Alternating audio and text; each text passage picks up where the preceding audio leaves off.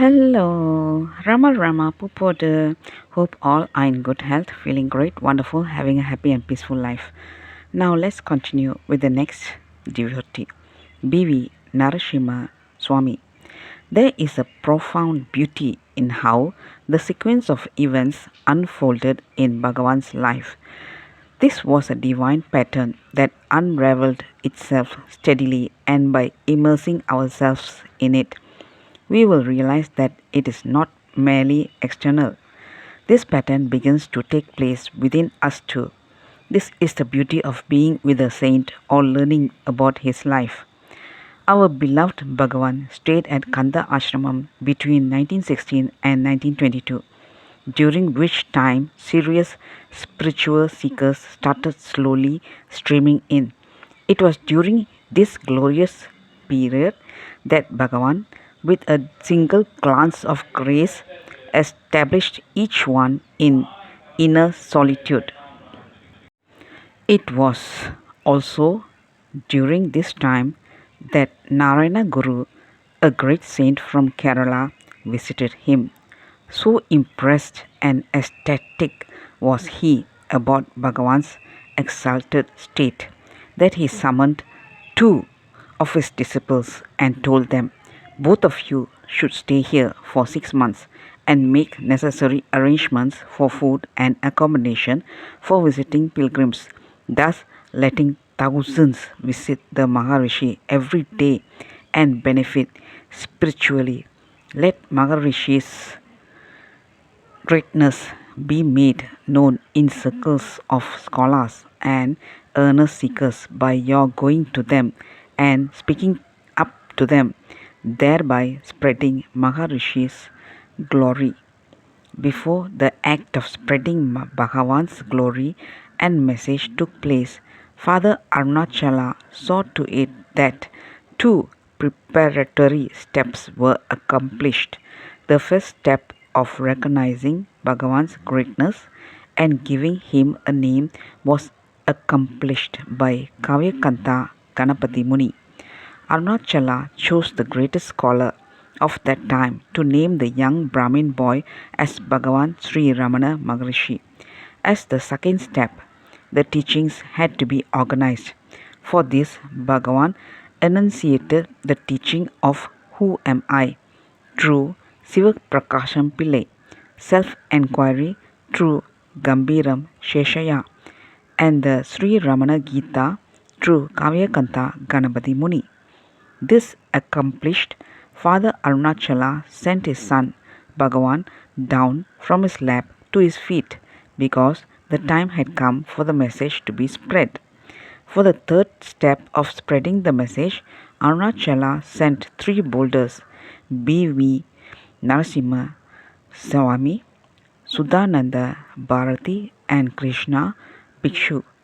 These three scholars were sent to write the biography of Bhagavan containing all his teachings. Today, we can attribute our knowledge of Bhagavan and his teachings to their dedication and hard work. B.V. Narashimaswami wrote Self-Realization, the life and teachings of Bhagavan Sri Ramana Maharishi. This was the first book on Bhagavan's life.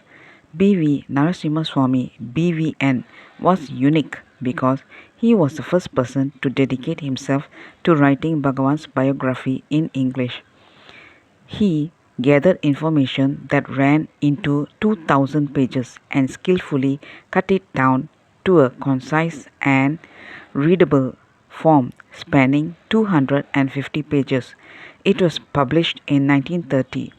It was after reading Self-Realization that Paul Brunton, Krishna Bhikshu, Pravanananda Swami, Madhava Tirtha, Sudananda Bharati, Swami Sivananda, Swami Ramdas, and an array of spiritual giants came to Ramana Maharshi.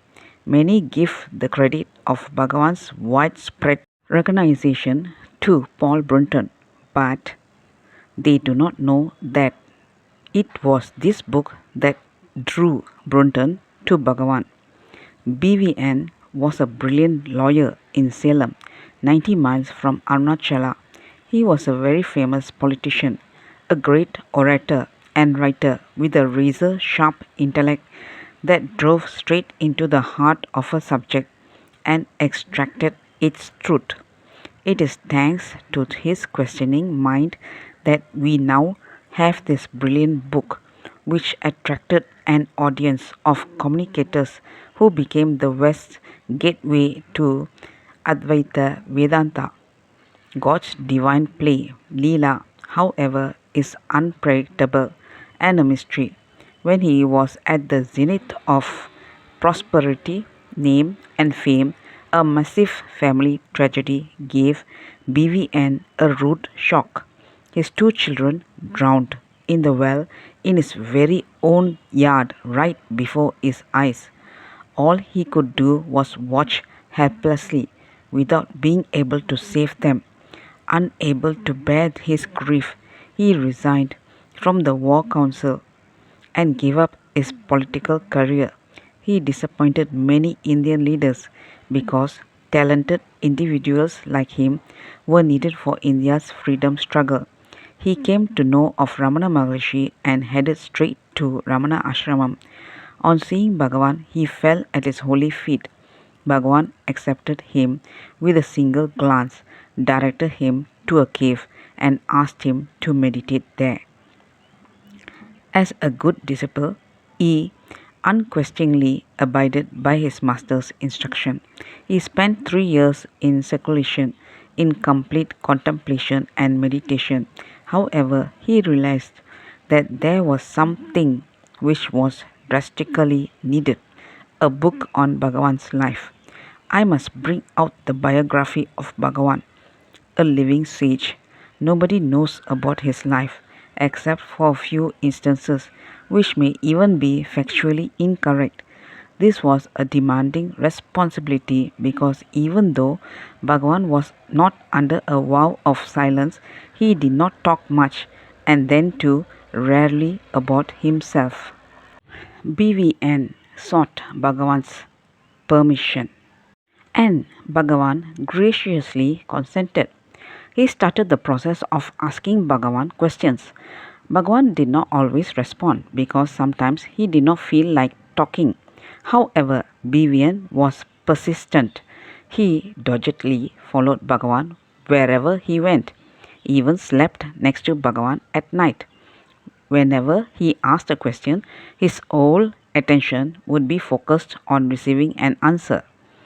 He has recorded that sometimes it would take days, a week, or even more to get one simple answer from Bhagavan. But BVN remained relentless. His persistent determination made him unique, and that is why even the mention of his name draws so much reference from every old devotee of Bhagavan. He not only questioned Bhagavan, it was his nature to elicit details straight from the source. Therefore, he travelled to Tiruchuli, Madurai, and Dindigul to speak to Bhagavan's associates and kin. Whenever he received any information about Bhagavan's relative or friend in some village, he would go there immediately. He would pry them with questions. However, perfectionist that he was, he would verify every fact with Bhagavan. Therefore, everything written in the book is accurate and the truth. One of the most important things that old devotees told me was that we owe the vivid account of Bhagavan's death experience at Madurai to B.V.Narashimaswami. His incessant questioning drew from Bhagavan every minute detail of the experience he had had when he was a 16-year-old boy. Bhagavan said there was no time and space in his transformation that made him a sage of steady wisdom. B.V. Narasimha Swami condensed these details and presented the final draft to Bhagavan, who approved it and titled the book Self-Realization. Once this was done, Narasimha Swami put up a hut next to his cave for cooking. He wanted other sadhakas to build similar huts and help them in this. He also trained them in a simple way of cooking to save them money and time. which allowed each sadhaka to spend the maximum time in Bhagavan's presence. Though his meticulous sadhana, he set an important example of how the master's teaching was to be followed. It was he who actually formed the Palakutu community. When this was over, he developed a natural tendency, a vasana, for singing bhajans and dancing emotionally for God. He kept pleading with Bhagavan, Bhagavan, this is my nature. Will you please guide me? I would like to sing bhajans and follow the devotional path. Bhagavan kept postponing his reply, but BVN did not give in. Finally, Bhagavan advised him, go to the west of India to pursue your path of devotion. BVN left Arunachala and went towards Mumbai. During his travels, he met many saints on the devotional path, but was disappointed with all of them. Even a great sage like Upasani Baba tried to help him, but he was not satisfied. However, it was Upasani Baba who finally told him to go to Shridi. He obeyed and went to the tomb of Shridi Sai Baba, who had passed away 10 or 15 years ago. At night, this is done to this day. Devotees gathered to sing bhajans with devotion. When he stood in front of Sai Baba's samadhi, the saint's inspiration came to him from within. Child, I am your guru. Stay here and write my biography. BVN then started meeting those people who lived with Sai Baba and compiled a 6-volume biography of the celebrated sage. On its completion, Baba told him, spread my name and spread this teaching. He then came to Chennai and started a Sai Baba center. He also built a temple there and spread Shridi Sai Baba's name all over India. When I came to Ramana Ashramam in 1960, I was pained to hear that such a remarkable man had left Bhagavan and gone somewhere else. One day I asked T.P. Ramachandra Iyer, another old devotee, why did Narasimhaswamy leave Bhagavan and go elsewhere? T.P. Ramachandra Iyer replied, I am happy you put this question to me because I was hesitating to share with others a fact I know. In late 1955 or early 1956, T.P. Ramachandra Iyer boarded a first-class compartment on a train in Tiruvannamalai to go to Vellore. He was surprised to find B.V.Narashimaswamy with a broken leg in a big cast seated in the same compartment. Like every old devotee who held B.V.Narashimaswamy in the highest esteem, he was thrilled to see him. I raised the same question before B.V.Narashimaswamy that you put to me, Ganesan. I asked him, why did you leave Bhagavan and go? B.V.Narashimaswamy told me, Bhagavan specifically directed me to do so. When we both were alone, I pestered him about my inclination to sing bhajans. Taking pity on me, he said, go to Shridi. He told me in unmistakable terms that I should bring out the biography of Shridi Sai Baba. He added that I should make Sai Baba known all over India. It was Bhagavan who said this, so I agreed. It was Bhagavan's graciousness and compassion that he wanted such aspirations of mine to be channelized through another saint instead of getting involved in mere display of emotional dancing and singing. I did not go straight to Shridi, though Bhagavan asked me to go. I admit my folly in not truly obeying Bhagavan's commandment. I went to other living saints. I doubted that Sai Baba could guide me, as he was now dead. This was my mind coming into play. All my efforts to be with the living saints in due course deeply disappointed me. Finally, it was at Shridi that Sai Baba revealed himself as my Guru, took me into his fold, and blessed me with his grace. For directing me to Sai Baba, I am eternally grateful to Bhagavan. I did not reveal that I was guided by Bhagavan to go to Sai Baba, as I felt people would not understand the spiritual content of the entire episode. This is the truth. T.P. Ramachandra Iyer recounted that there were tears in Vivian's eyes. Even when I was studying in college, I would visit the Sai Baba shrine in Chennai because behind it was B.V. Narasimha Samadhi shrine. Puja is offered there, and even now above it hangs a big picture of Bhagavan.